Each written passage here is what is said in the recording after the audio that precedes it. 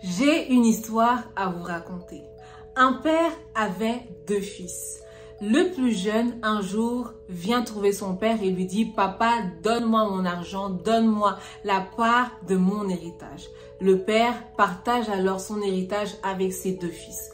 Le plus jeune, après quelques jours, se dit « j'ai envie de faire quelque chose, j'ai envie d'avoir ma totale indépendance. » Alors, il prend sa part d'héritage et il s'en va et il utilise tout son héritage, tout cet argent, et il l'utilise d'une très mauvaise façon. Il l'utilise même avec des prostituées. Et à un moment donné, l'endroit où il est parti, loin de la maison de son père, il y a une grande famine qui arrive. Et cet enfant se retrouve avec plus rien dans les poches et la famine arrive. Il décide alors de travailler pour quelqu'un qui le fait travailler avec les porcs. Il veille sur les porcs. Et à un moment donné, il a tellement faim, il commence à réfléchir. Il se dit, mais chez mon père, même les travailleurs travaillent mieux que moi. Et ils ont mieux traité que moi. Ils ont de la nourriture en abondance alors que moi, ici, je suis en train de souffrir. Alors, qu'est-ce que le fils décide de faire? Il décide de rentrer chez son père. Mais maintenant, quelle sera l'attitude de son père face au retour de son fils?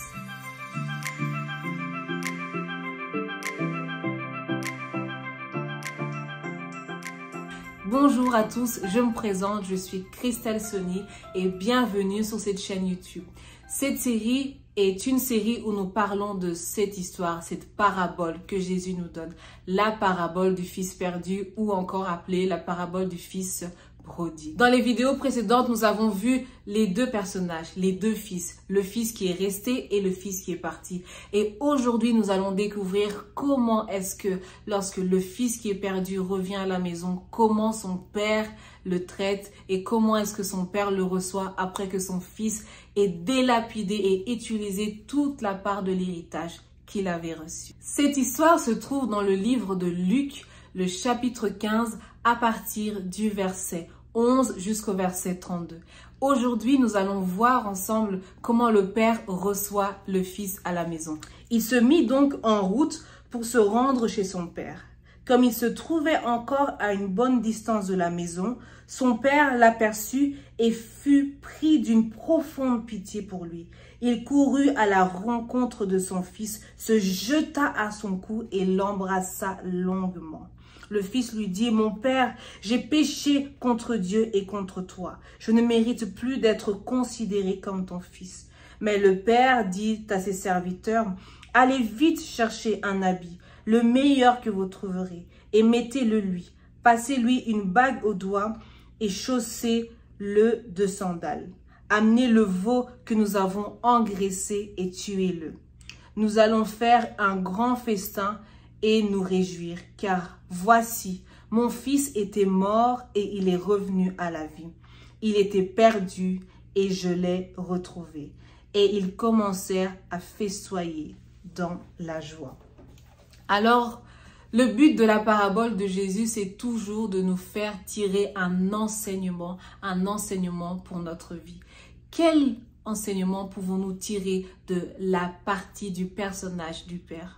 Une des choses que j'ai constatées, c'est qu'en tant que parents, parfois, il sera difficile pour nous d'empêcher nos enfants de faire certaines des erreurs qu'ils feront dans leur vie. Non pas que nous devons les laisser vivre comme ils veulent, mais à un moment donné, c'est vrai que l'enfant est maître de ses décisions.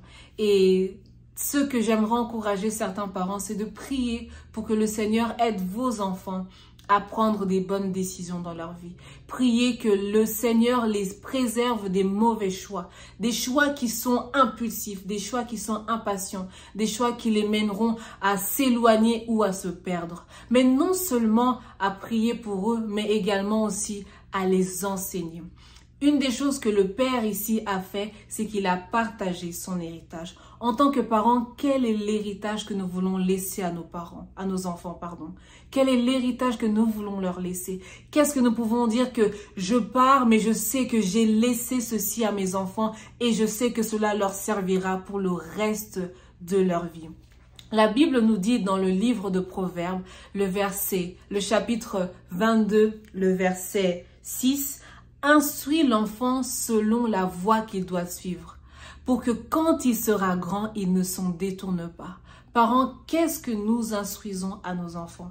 Quel est l'enseignement que nous donnons à nos enfants pour qu'ils puissent réellement marcher dans les voies de Dieu?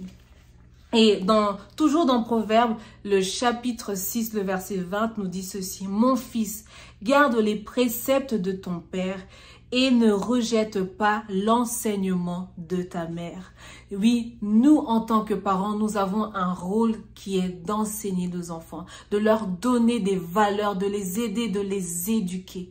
Alors, quel est cet héritage que nous voulons laisser à nos enfants? C'est vrai qu'ici, on voit qu'on parle de ce qui est de physique, d'un bien physique, d'un bien matériel. Mais au-delà du bien matériel, au-delà de la richesse, qu'est-ce que nous pouvons laisser à nos enfants? Est-ce que nous instruisons nos enfants selon la voie du Seigneur? Est-ce que nous enseignons les enfants selon la voie que Dieu veut que nous puissions les enseigner, ou c'est selon la voie que nous voulons que nos enfants puissent suivre? Le père avait une attitude d'un homme qui est bienveillant. Il est tellement bienveillant qu'il traite même très bien ses travailleurs. Qu'est-ce que nos enfants voient de nous en tant que parents? Est-ce que nous sommes de ces parents qui donnons simplement des leçons, des choses ou des enseignements à nos enfants et que nous-mêmes nous vivons le contraire? Ou est-ce que même dans nos attitudes, cela reflète l'enseignement que nous voulons leur donner? Et oui, cet enfant pouvait se rappeler que dans la maison de son père, les travailleurs mangeaient en abondance. C'est pour cette raison même qu'il a décidé de revenir chez son père. Un autre enseignement que nous pouvons tirer, c'est que ce père sait comment honorer son fils. Vous voyez, cet enfant revient auprès de son père après avoir fait tellement de mauvaises choses, après avoir vécu une vie dont lui-même a honte. Mais son père, lorsque son fils revient, il tue le veau, le gras, celui qu'on garde pour les grandes fêtes, pour les grandes occasions. Il le tue pour son fils qui est revenu à la maison sain et sauf.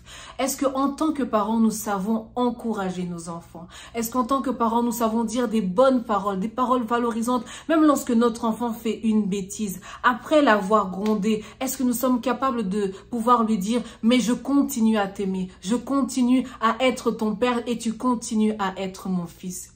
Et une autre attitude que nous voyons de ce père, c'est que ce père prend son fils entre les bras. C'est quand la dernière fois que tu as serré ton fils dans les bras? C'est quand la dernière fois que tu lui as dit à ton enfant « Je t'aime et je suis fier de toi ». C'est quand la dernière fois que ton fils a senti réellement cet amour? Je sais que parfois dans nos cultures, on n'a pas toujours cette habitude-là de câlin, on n'a pas cette habitude. Et ça ne veut pas dire qu'on n'aime pas nos enfants. Mais j'aimerais nous conscientiser, avoir ces élans aussi, ces preuves d'affection. Ça ne tuera personne et vous verrez que votre enfant sera très content de ressentir votre amour envers lui. Une des choses que nous voyons, c'est que le père est un père qui est compatissant. Dans ce genre de cas, certains parents ou certaines personnes auraient même eu du mal à pardonner à l'enfant. Il se dit, mais moi, je t'ai éduqué dans cette maison. Tu es parti, tu as vécu une vie que moi, je ne t'ai jamais enseignée. Et aujourd'hui, tu reviens, mais le père a un cœur qui est compatissant. La Bible nous dit qu'il a eu pitié, il a été ému de compassion de son fils, le voyant même de loin, et lui-même a couru vers son père, vers son fils. Que nous puissions avoir ces cœurs de compassion envers ceux qui ont fait du mal, envers ceux qui se sont mal conduits, mais qui ont réellement une attitude de repentance, une attitude de revenir dans la maison de leur père.